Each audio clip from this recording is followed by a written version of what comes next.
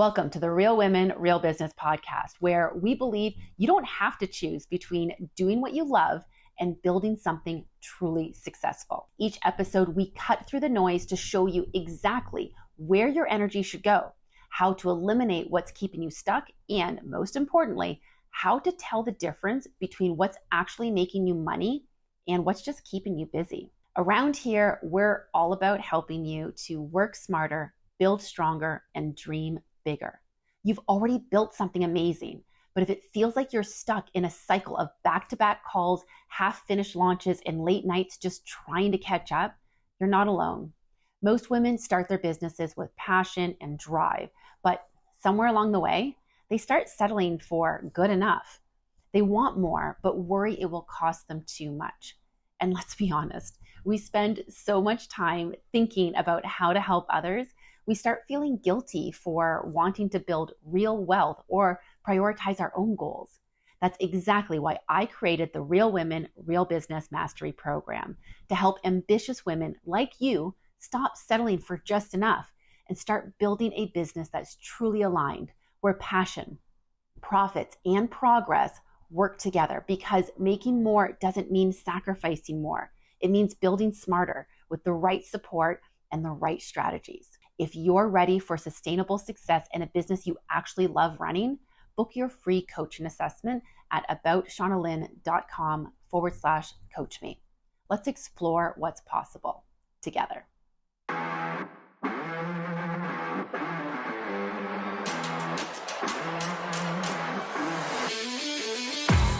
Hello and welcome to the Real Women, Real Business podcast. I am your host, Shauna Lynn Simon. And if you've ever felt attached to your branding, and especially if it is a DIY, you did it yourself kind of branding, and you're feeling guilty maybe about wanting something better, or maybe you've wondered if a rebrand is really worth the investment of it, or maybe you're just scared of what is this investment going to look like, and not just financially, but time. What is it? What all is involved in this? This conversation today is really going to hit home for you, because today's guest, Puja Malhotra, is the founder and creative director of Roop Creative Agency, a boutique branding and web design studio.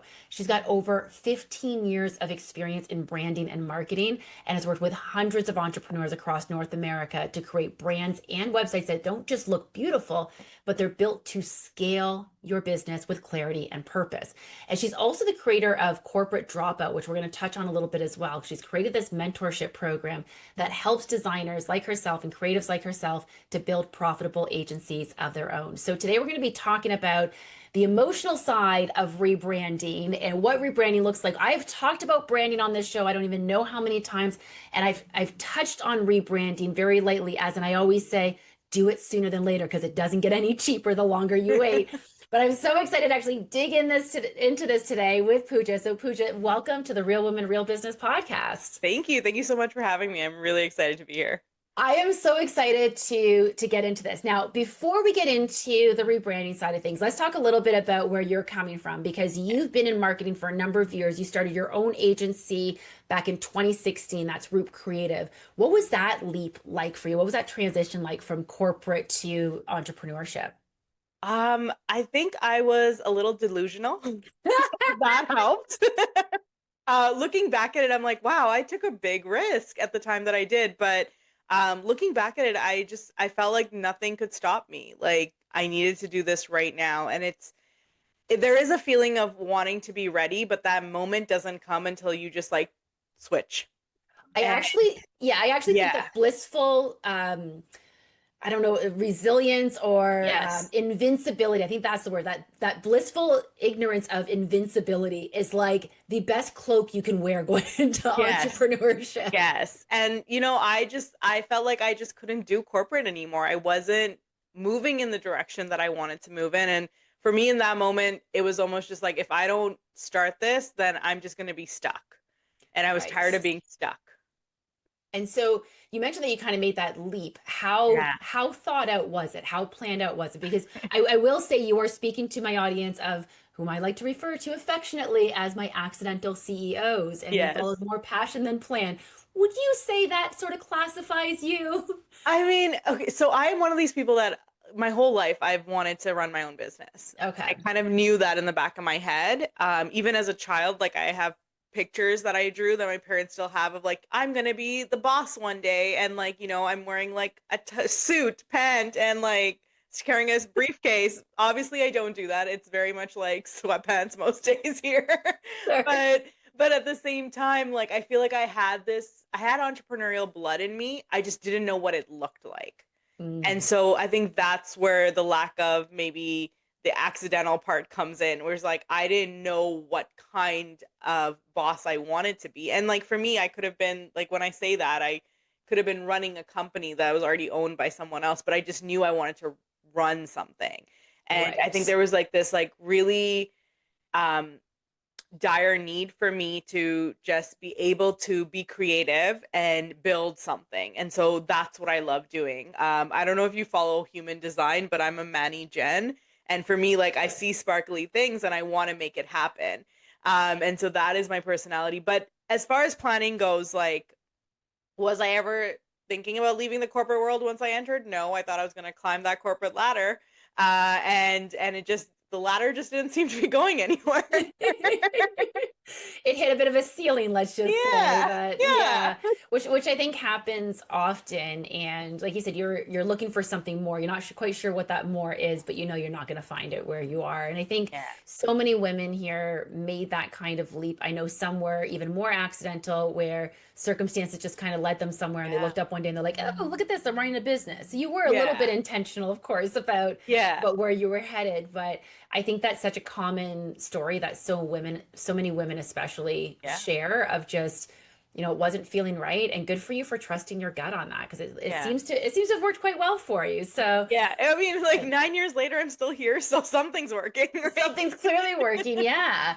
And I mean, and you've probably gone through your own identity with your company, which I mean, and that's got to be something that's got to be so at the forefront when your entire brand rests on your ability to help other people with their brand images. So how do you not focus on your own? So what would you say the journey has looked like over the last nine Yeah. years from who you thought you were when you started to who you are now? A lot of learning came from my corporate days, but also learning came in those early days where I was creating my business, and I've pivoted multiple times since. Okay. And I think that that is something that every great entrepreneur needs to learn to do is you cannot be set in stone with Right. how your business is running. And so I've even actually had a major pivot in the last 2 years where we dropped some services that no longer s- served our community in the right way, but it also didn't light me up anymore. And So critical. especially being someone who works for myself and like enjoying the freedoms of entrepreneurship with my time and the value that I provide, I realized that that was not giving 100% to the clients that I wanted to give 100% to. And so I think the idea of pivoting has been really profound in my business journey in the 9 years. So the business I started off with 9 years ago is not the business I'm running today. Exactly. Some things have Mhm. been consistent. We've always been branding and website driven. Sure. But it's just adjusted to the clientele that is coming in and adjusted to the needs of the community around me. I tend to listen to what people are asking for and then find a way to make it happen. Right. And so that is, I think, key in any entrepreneurial journey. Yeah, I mean, and for better or for worse. So there's Yeah. there's kind of a couple of things that you said there that I want to unpack a little bit. So one of them is, you're listening to what your community is saying, but before you said that, you also talked about making sure that these were things that actually lit you up a little Yeah. bit. And one of the things that I talk often about is the importance of ensuring that our profits, passion, and progress are all in alignment, Yeah. because we need all of those things. And the sort of two-question litmus test that I use for a lot of things is, does this bring me joy and does this make me money? And Yeah. while not everything we do that we have to do in the business is going to bring us joy, and not everything that we do in the business that brings us joy is actually going to make us money, there has to be enough of a balance to ensure Yeah. that you are bringing in money into the business, but that you're not losing sight of the things that actually make you happy. And the reason why I want to touch on this is because of what you said at the end there about how you listen to your clients and you let it take you kind of where they needed you, and you're meeting them where they're at, which I think is great, unless it's taking you away from what your own purpose is, from your own passion. And I see that happen often to the accidental CEOs that I work with, where they're like, well, I ended up adding this service because this client wanted this, and then I added this other service because this Yeah. other client asked me for it, and they don't have the systems, processes, or infrastructure to support these things properly, and they don't really enjoy doing them that much, but people keep asking for them, so I guess I should Yeah. just keep doing them. And I'm actually on a bit of a journey right now, which I'm not going to share the details of, where there's an element of my business I'm finding myself being pulled in, and I am enjoying it, but I'm taking some time to properly evaluate, am I going in that direction just because I see dollar signs? Because there's a lot of dollar signs in that Yeah. direction, let me tell you. Or am I doing this because I feel like it'll actually fill my cup? I see it as a way that I can really help some people, and I think I would get a lot of joy out of it, but I'm taking a bit of a more intentional and purposeful look Yeah. at it before I fully add that to my roster.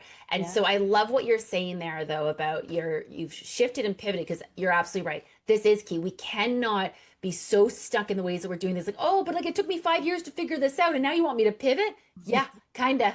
Like, we got to make sure that we are serving our clients and serving our community the way that they need to be served. So Yeah. good for you on being able to notice that. And I know, 9 years ago was just before COVID. And then, so like there's been a lot of pivots Yeah. that you've gone through, I'm sure, through all of this. So in looking back to what you were envisioning when you started and what you've got now, how different would you say those are? Quite different, actually. Okay. I would say the core service is empowering my clients. The reason I started this business is I wanted to empower more grassroots businesses, more startups, more women-led businesses with branding services that I was seeing these corporations have, or that I was working in these corporate worlds and being like, okay, well, small businesses need this. So I would say Right. that never changed. Okay. But the way that we show up for our clients has, and the services we've provided has changed quite significantly. I think also for me, understanding I never wanted to be niched into one industry. I love the fact that currently I have like a client who's an interior designer. I also have a jewelry company. I also have someone who does Google Ads, and they're all on my roster, but like I get to work with different industries. And so there's this fear of niching down. But what I've realized over the years is I attract female entrepreneurs. Yes. And it's because I can relate to them. It's because I speak their language. I understand the trials and tribulations of, whether they're going through motherhood or a fertility journey, or, on top of, running a business. I Right. understand all of that. And I think that that's where I had to pivot the most, is like actually claiming this is who I want to work with.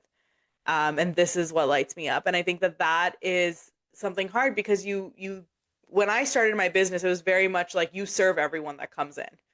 The customer is Yes. always right. And that's not the kind of business I lead now. I've found power in saying no. And I realized in that power in saying no, I'm attracting my dream clients. I'm attracting the people that I actually want to work with. Now, that's not to say I don't work with men. Of course I do. But Yes. but most of them who come in are coming in through those female connections, right?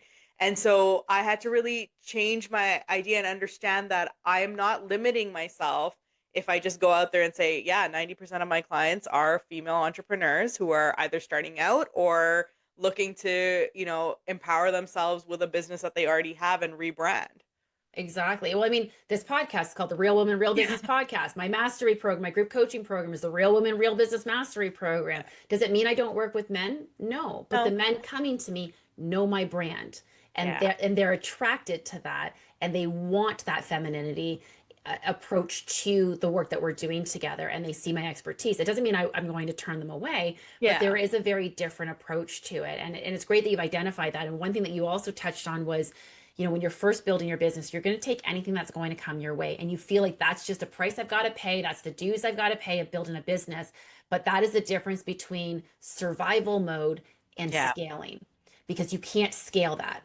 You can't scale chaos, essentially. And so when you're taking everything, anything and everything that's coming your way, that's not scalable, but that's survivorship. And that's understandable. Every new business, if you're still in the first 5 years of your business and you're still feeling like you're in survivor mode, welcome to the club. Okay. Yeah. Like, this is, you are where you need to be. Don't worry about it. But you should be looking towards what is scaling going to look like, and start building some of those foundations for that now.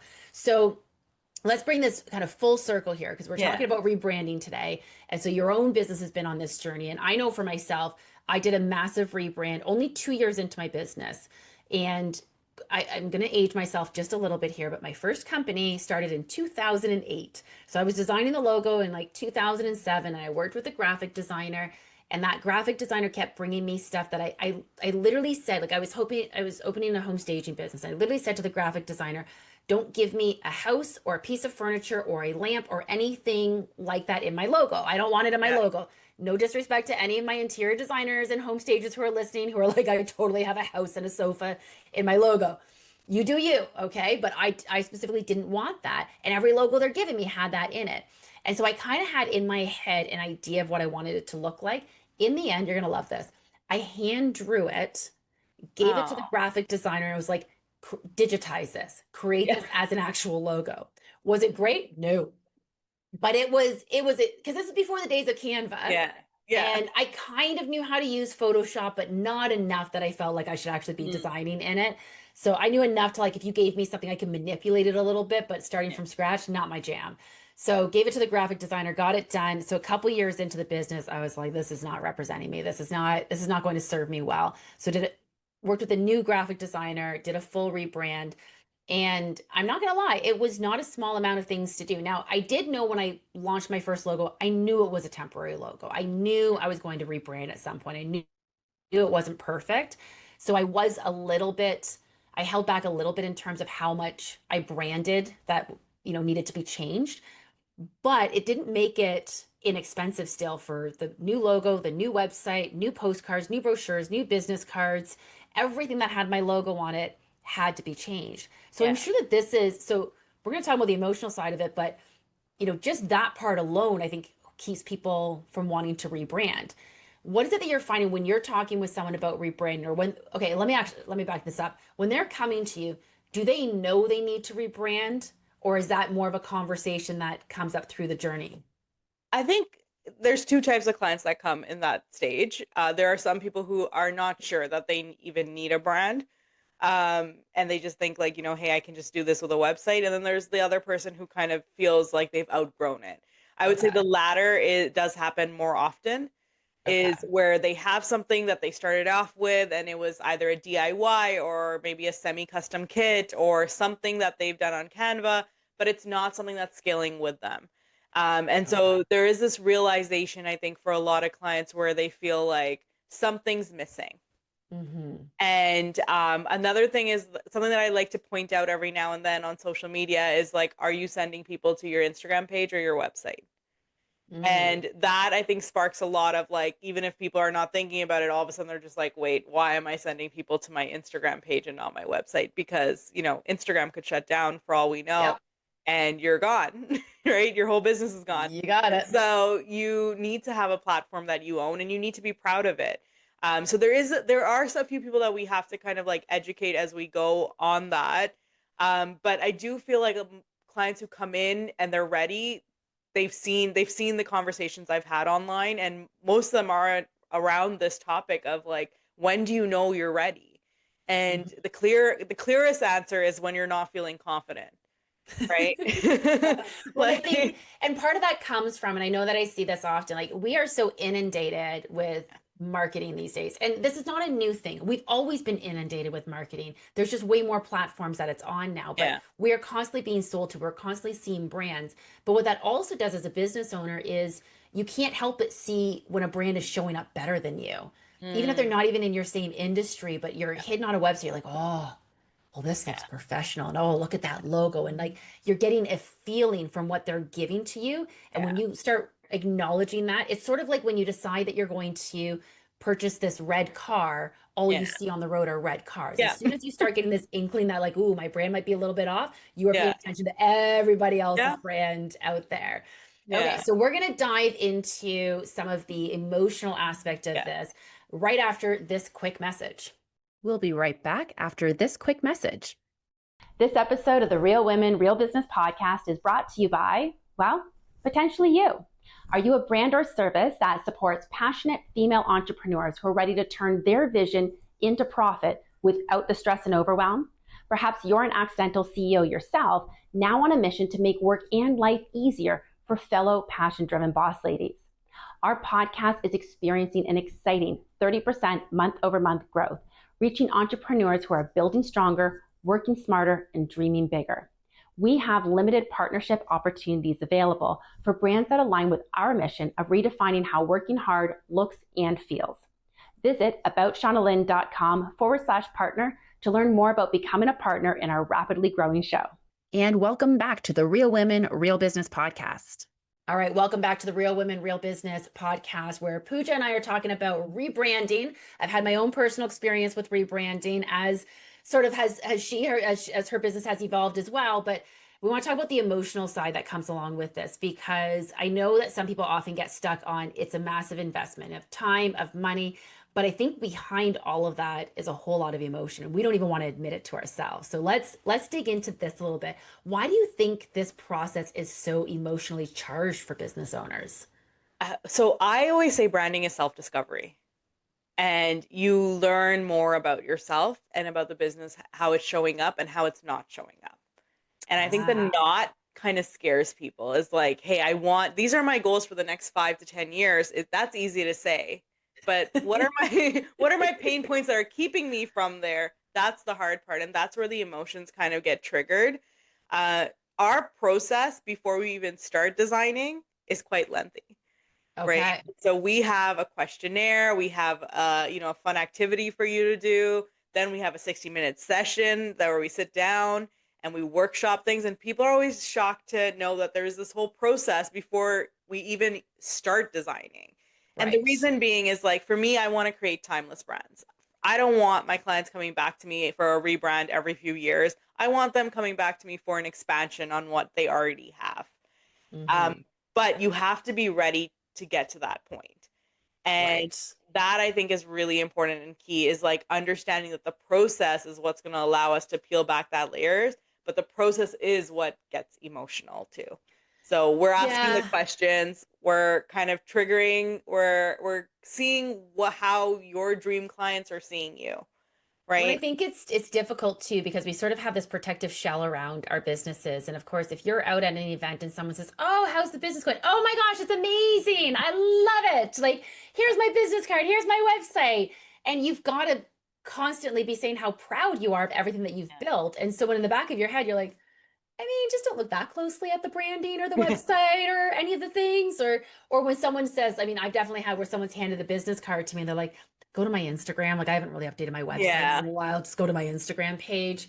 So there's this, this protective shell that I think we put on things. And now what you're doing is you're peeling all that away and saying, like, so knock, knock, we're going to take this shell away here. Expose everything. Yeah. Got to get to the messy middle of it all to kind of figure out, all this ooey gooey stuff. We got to figure out how to turn that into the cohesive brand that they're actually looking for. How often would you say that you have someone where you work on this rebrand with them and they're feeling almost guilty of, like, I should have done this from the start? Oh, very often. Yeah. Like, now, how do you feel about this? Like, do you feel like they should have done it from the start, or do you feel like they had to go through that in order to get to where they are? Where are you on that? I feel like sometimes you just need to start. And so if that, I'm totally team just start. Yeah. And when you're just starting, like we provide brand kits too for people who just need to, like, rip off that Band-Aid and get going. And so brand kits are like they're semi-custom. You just choose a kit, purchase it, and then you're done. You're on your way. But that is very much made for that starter entrepreneur. And so I feel like all of us start at a point where we just need to get out there. Mm-hmm. So I am okay with people coming to me, 2 years into business, 1 year into business, because one, they've learned a little bit more about themselves. They've learned a little bit more about their clients. And so I like to say is the done for you services that we provide, where we go really deep in, it's built on an experienced entrepreneur. That's not to say that I don't have clients who come in and they haven't even launched their business and they do the done for you. It still works for them, of course, because we're doing all this pre-work in order to understand their vision. But I do think that there is something really magical about seeing someone who has something, but they're not necessarily proud of it anymore. They're not confident. It doesn't provide the clarity and scaling for them anymore. And then seeing the magic of that person when they leave the door, because it's night and day. It's two different people, right? And Right. so I think Yeah. that's really magical to see. Well, and I mean, as you talked earlier, though, just about the evolution of the business, the natural evolution of the business, the pivoting that you're going to be doing. And so that's to be expected. Like, this is a part of that pivoting. That is a part of Yeah. that journey for them.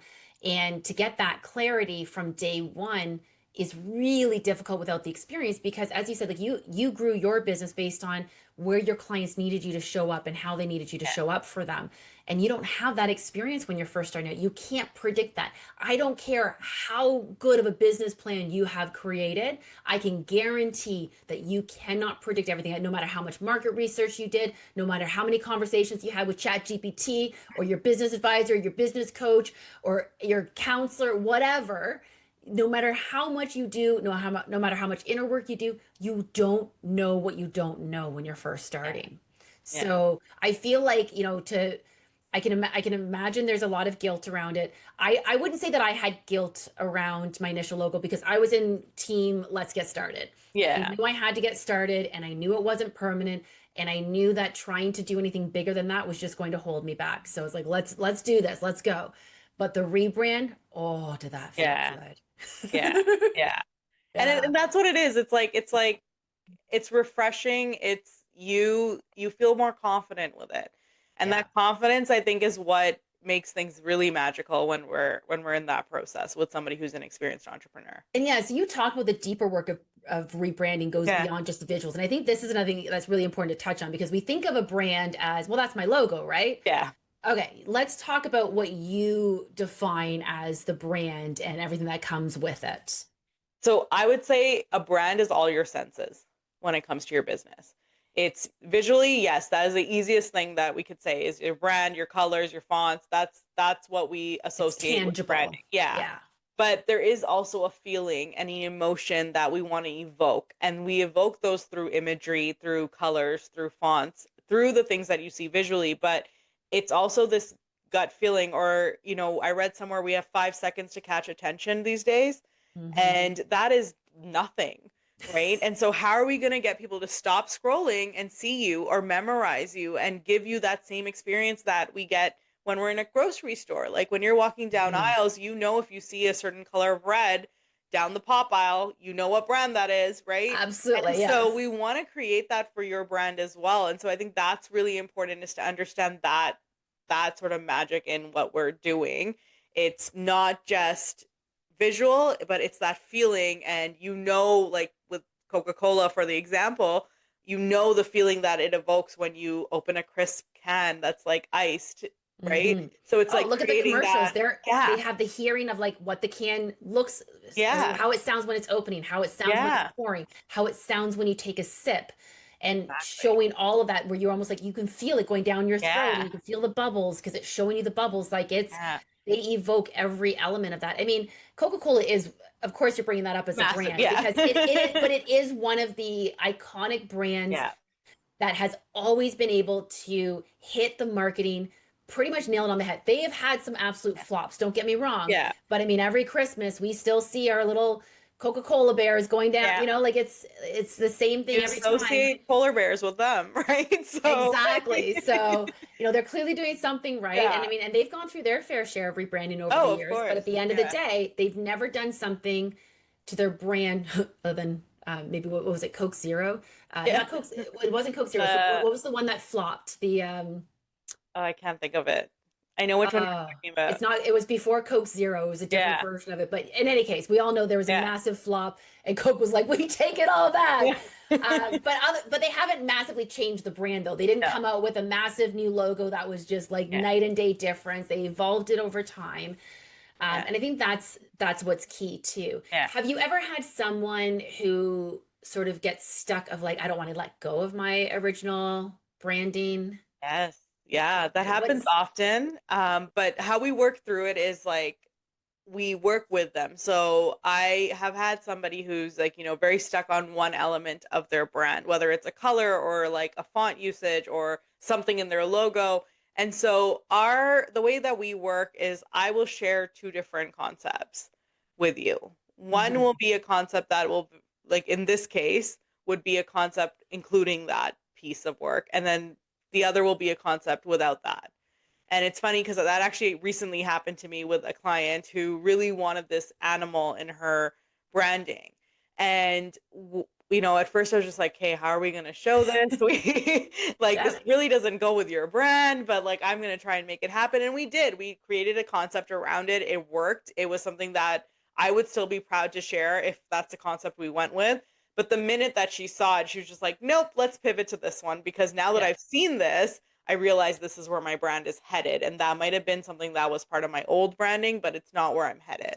So for me, branding is very collaborative as well. I want you to be happy. You have to be confident in your brand. It's not about my happiness. It's about your happiness. And so that's where I will work with you to make sure that your vision is coming to life and you're confident sharing that throughout the years. Because if you're not happy with it in those concept stages, then that means that, either like, we've missed a mark or something's gone, we're missing something in the communication where we need to get to that. And so that doesn't happen often, like because we do so much pre-work, it's inevitable, like, that we do get something in the right vision that you want. And then we work through feedback rounds, but it's all collaborative in the sense that we want you to be happy with it in the end. And I would say like, our clients leave us great reviews and they're still some of our friends and we can talk about them years later. And so that is something that I'm really proud of because we're able to create those relationships because we're able to bring that vision to life, even if they might not know what that is at that point. Yeah, and I think that's a really important thing to touch on, though, is just that it is an iterative process and it is an involved process. But a lot of our audience here is actually interior designers, so they understand better than anyone. Like, let's take emotions out of it sometimes and just, okay, like, because your ego, you need to, as a designer, you need to check your ego at the door. That doesn't mean that you want your client to go down a path where, like, we've all had it where they're like, but I really want this tile in the bathroom. And you're like, oh, it's going to be awful, but okay, you're going to really challenge me. Let me see how I can work it in. And you figure out a way to work it in, but you still give them option B that's more along the lines of what you think they're trying to achieve by getting hung up on this one thing. Yeah. And then you show it to them like, oh yeah, no, that's what I want. Yeah. But like I mean, I literally met with a client this morning and we're redesigning the exterior of her house. And in my initial concept presentation, I showed her one exterior of the house. Like, oh no, I don't think so. No, that's too dark. And no, I don't like this. And so then we went through this process of changing different elements of it and completely going in completely different directions, all to, you know what, go right back to the beginning. And now, but had she not gone through that process, she wouldn't have felt as comfortable with the original idea. I was able to get there faster because it's what I do. And I could see it. So just like you can see these things, so you can see it faster than your clients can sometimes. But again, we've got the emotions on our end of it. So we're like, I don't know, I'm stuck on it. Yeah. But sometimes it's good. The process helps. And it helps me too, because I've never received feedback where it hasn't made the design better. Is what I always like to say. Is like, for me, it's collaborative. And so absolutely, I want your input. I want your honesty so that we can bring something to life. And every time I look at, the initial concepts versus what we end up doing, I'm in awe because I'm like, okay, this is wonderful. But if I hadn't not received that feedback, we wouldn't be here. Have you ever nailed it like on the first try? Oh yeah. And that's just magic, right? So when that happens, you're just like, oh, okay, let's do this. Yeah. But it's funny because like the most recent time, so that's happened a few times to me, but the most recent, I had a client who fell in love with the brand like right off the go. And she was just like, let's go. This is perfect. I love everything about it. And then we started the website process. And for whatever reason, the initial design of the website was just not it.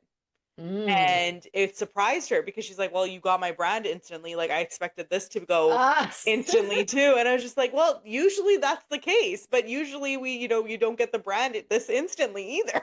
Right. Right. So it almost backfired on you. That sets an expectation. Right. Yeah. And so I was just like, okay. But then it was funny because it was just parts of communication that were missing with us where we were just like, we were under the impression that she wanted to go in this bolder look where she wanted something actually more feminine and a little bit more, subtle. But once we got that, the second round, she was just like, this is exactly what I was talking about. So, there's always hits and misses like that. And I don't think that's one of the reasons why I mentor is because I want people who are coming into the industry to know that like feedback is not negative. Feedback is something that's going to help you elevate your designs. And so it has always helped 100%. me elevate my design.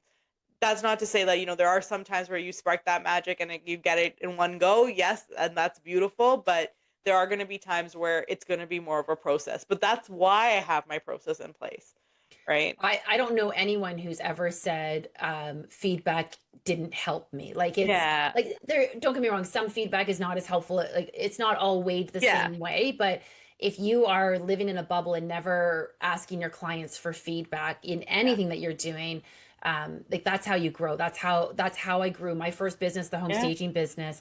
I was sending out a survey to every single client, even if I just did a consultation with them. I sent a survey about their experience. Yeah. And I will tell you, every time I got one of those surveys back, and this is before like Google reviews were what they are today. I don't even know Yeah. that Yelp existed. And so I'm sending out these surveys, and I would get this little notification: you've got a survey response. I'm like, oh, Yeah. I don't want to open this. Like it was, I would freak out. And Yeah. every time I opened it, even when they provided, I don't want to call it negative, it was definitely more constructive. Yeah. My clients were always very kind, but we specifically asked questions to get them to tell us the bad stuff. Yeah. We specifically made sure 100%. that they couldn't avoid telling us the bad stuff, which like nowadays we're just like, just give me a Google review. Yeah. That's not, yes, that's making it great for other people to be able to find you. It's not Yeah. actually giving you what you need. You need to be Yeah. asking for the negative stuff. Yeah. That is the stuff that I built my business on. When I started seeing the same responses coming through of where they're feeling friction or any Yeah. sort of negative feelings, and keep in mind, my job as a home stager is to help them to prepare their house for sale. That is not an enjoyable process for Yeah. anyone who's been through it.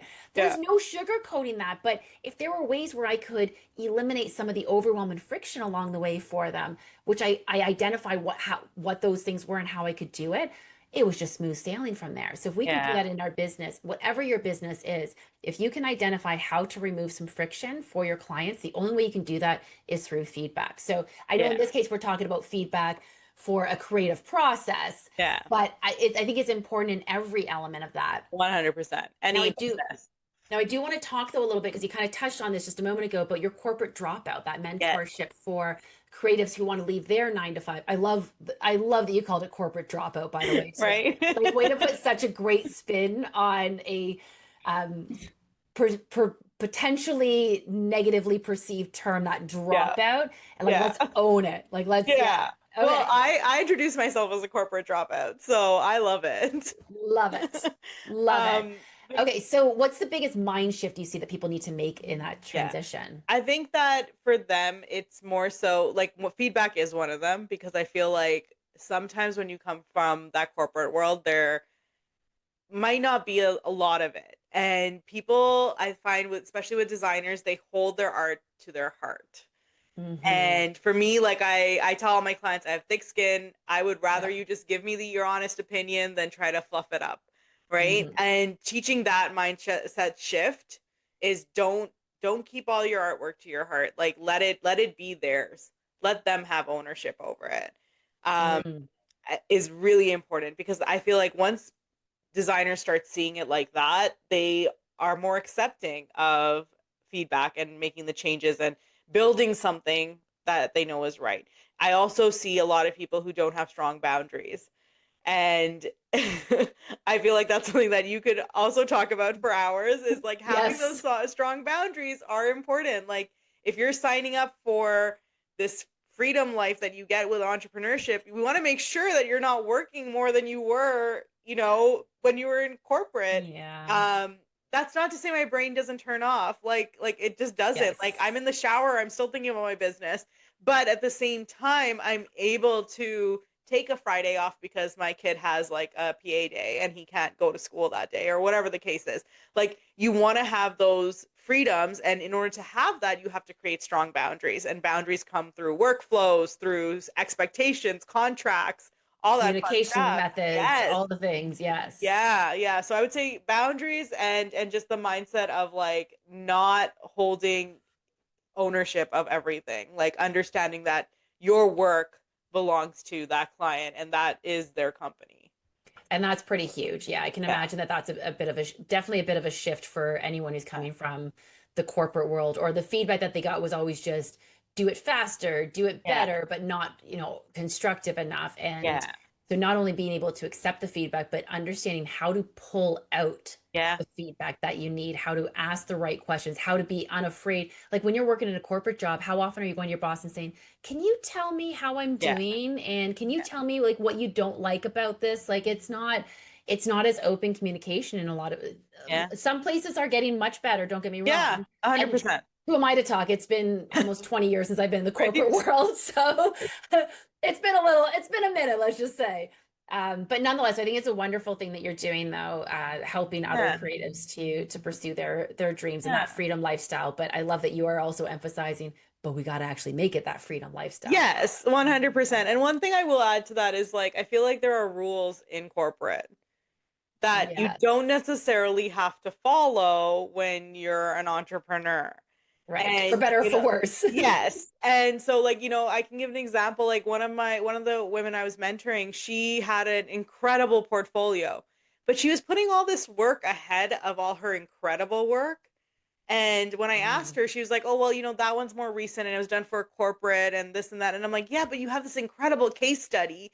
And so if I'm either hiring a designer or looking at their work, I want to see the incredible work first. It doesn't matter mhm. when you created it or how you created it. I want to see your best. And Right. so even just pushing that ahead of like, some of the work that might be a little nuanced in corporate is key. And so I think putting your best foot forward is something that is Mhm. you have to unlearn, Mhm. right? I think that's so key. Yeah, I like that. Like not necessarily about chronological, but yeah. Yeah. So what would you say is lighting you up in your business these days? What's the thing Oh, that brings you the most joy? I think these days, like really just working with entrepreneurs who are rebranding. Like I love the magic of seeing somebody walk through those doors, seeing where their pain points are, and then the way that they leave, the Yeah. confidence that they leave with, the clarity that they leave with. It's really something that brings me complete joy.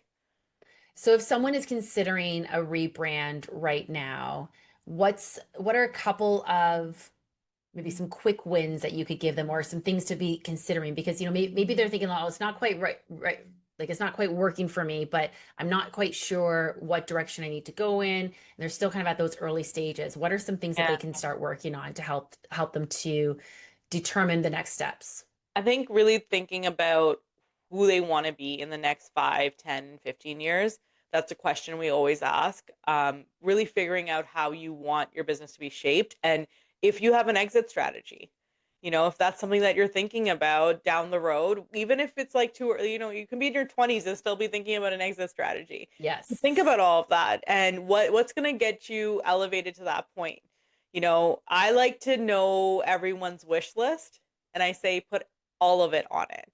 Give me all the information, even the information you don't think makes any sense that you're giving me. I want it all because that's what's going to decode what your rebrand looks like, right? Yeah.